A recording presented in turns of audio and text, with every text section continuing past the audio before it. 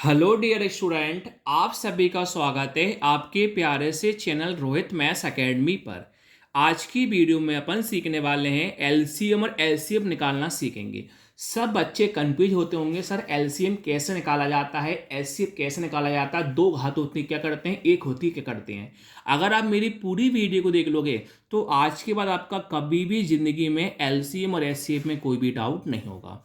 चलिए पहला वाला प्रश्न स्टार्ट करते हैं। पहला वाला प्रश्न आप सभी के सामने है 12 का, 15 का, 20 का। कभी भी जब भी आपसे एलसीएम एससीएम निकालने को कहा जाता है, 12, 15, 20 का एलसीएम कभी भी साथ में नहीं लेते। 12 का एलसीएम अलग लेते हैं, 15 का एलसीएम अलग लेते हैं, 20 का एलसीएम अलग लेते हैं। इसको हम प्राइम फैक्टराइजेशन अभाज्य गुणनखंड विधि के द्वारा करते हैं। ये कौन है? 12 है। ये कौन है? 15 है। ये कौन है? 20 है। तो सब लोगों को पता है 12 नॉर्मल सी बात है, 2 से भी कट रहा है, 3 से भी कट रहा है, 4 से भी कट रहा है, 6 से भी कट रहा है।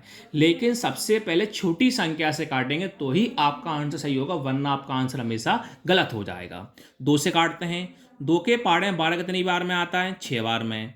2 के पाड़े में 6 कितनी बार में आता है? 3 बार में। 3 के पाड़े में 3 कितनी बार में आता है? 1 बार में। अब क्या है? 15 है। अब 15 3 से भी कट रहा है, 5 से भी कट रहा है, लेकिन छोटी संख्या कौन होती है? 3। किससे काटेंगे? 3 से।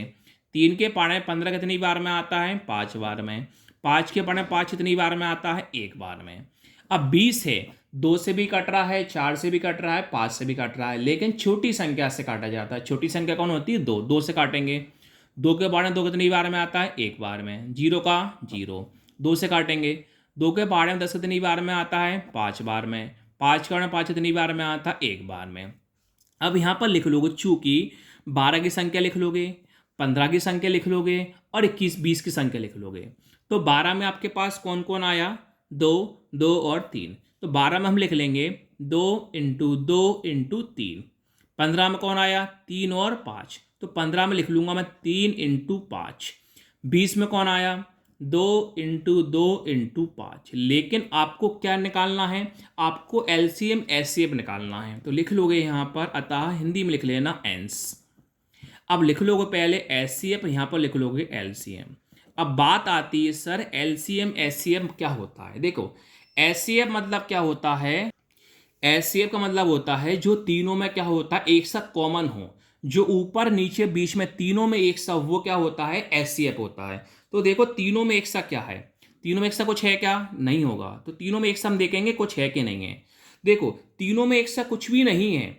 देखो 2 ऊपर है, बीच में है क्या? नहीं। लास्ट में क्या? नहीं। तीनों में एक सा होता है ना, वो हमारा होता है एचसीएफ। लेकिन तीनों में एक सा कुछ भी नहीं है, तो हमारा एचसीएफ कितना कहलाएगा? 1 कहलाएगा। एलसीएम में क्या होता है? ध्यान सुनना, एलसीएम में क्या होता है।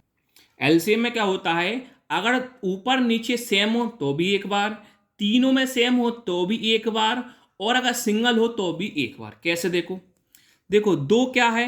ऊपर और नीचे है, इस 2 को लिखा जाएगा एक बार। ये 2 ऊपर नीचे है, इसको लिखा जाएगा एक बार। अब 3 ऊपर नीचे है, इसको लिखा जाएगा एक बार। और 5 भी ऊपर नीचे, इसको भी लिखा जाएगा एक बार। मतलब सिंगल भी लिखा जाता है, डबल भी और ट्रिपल भी। गुणा कर देते हैं। 2 दूनी 4, 4 तिया 12, 12 पंजे 60। इस प्रकार आपका आंसर कितना हो जाएगा? 60 हो जाएगा।